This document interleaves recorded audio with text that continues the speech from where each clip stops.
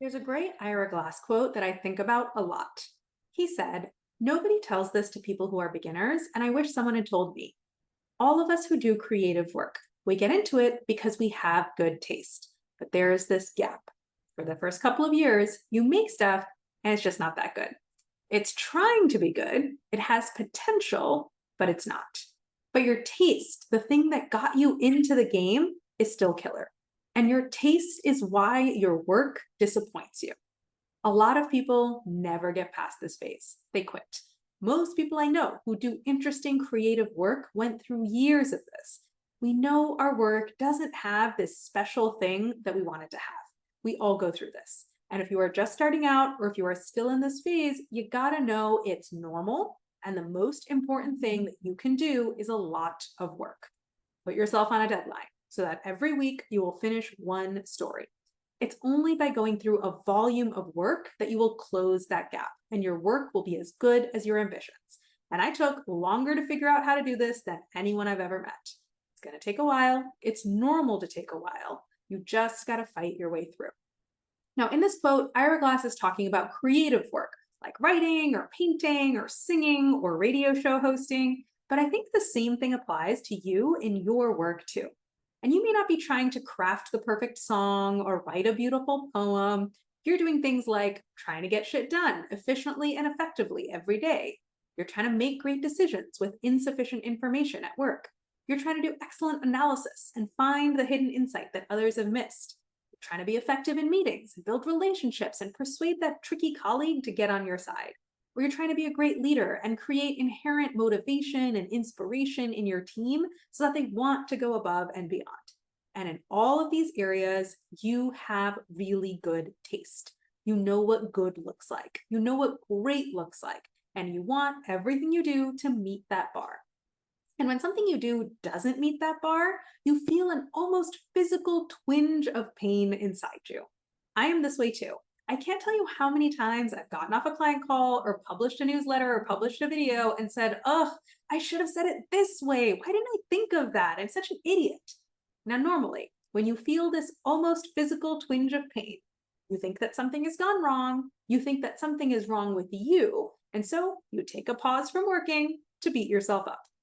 Let's say you say something in a meeting and you can see on the other person's face that it wasn't the right thing to say.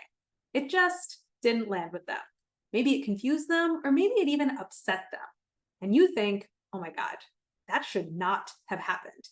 And your diagnosis of the situation is that it's a global me problem. You think something like, "I'm just terrible at building trust with senior leadership. I can do it with people at my level and people below my level, but I just can't figure out how to do this for people that are more senior than me. I just don't have what it takes to get to the next level. Ugh, this sucks." And so you spend the rest of the day in a haze of self criticism, barely focused on your work because you're so furious at yourself. But what if, instead, when you feel this almost physical twinge of pain, you think this is 100% normal, you identify one small specific adjustment that you can make, and you find a way to get more reps. So again, let's say you say something in a meeting and you can see on the other person's face that it wasn't the right thing to say. It just didn't land with them. Maybe it confused them, or maybe it even upset them. And you think, "Yep, I get why this is painful for me. I have great taste in persuading and building rapport with people. And what just happened here is not great work, according to my sophisticated palate in this area." And then, rather than jumping to a global me problem diagnosis of the situation, you make an ultra specific process problem diagnosis of the situation.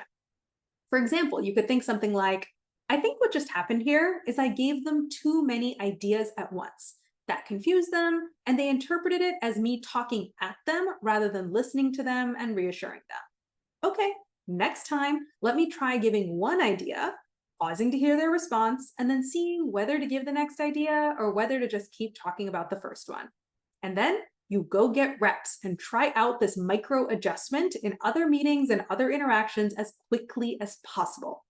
It's like if you were trying to craft the perfect bar of chocolate. You have very good taste in chocolate. You have an incredibly sophisticated and refined palate in this area.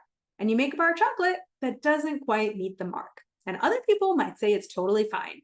but you know it could be better. Your incredible palate knows it. And what I'm saying is, after you taste that disappointing bar of chocolate that you just made, don't say, this shouldn't have happened. I'll never be able to make the perfect bar of chocolate, and then go sulk in a corner for the rest of the day. Instead, say, this is totally normal. I'll probably make 100 imperfect chocolate bars before I figured out how to make the one I like. And in this particular case, I think I used a bit too much milk and not enough of the flavoring. All right, let's make those adjustments and see what happens. And you get right back in the kitchen and try those things out. You'll still have those almost physical twinges of pain when you do something that doesn't meet your own high bar for success. But when you react to those twinges in this way, you become a patient, persistent, nerdy craftsperson who gets to have a whole lot of fun in the process of figuring this out, rather than being a stressed out and reactive bundle of nerves who just wants this to be over as fast as possible. The opposite of imposter syndrome isn't confidence. The opposite of imposter syndrome is nerdiness.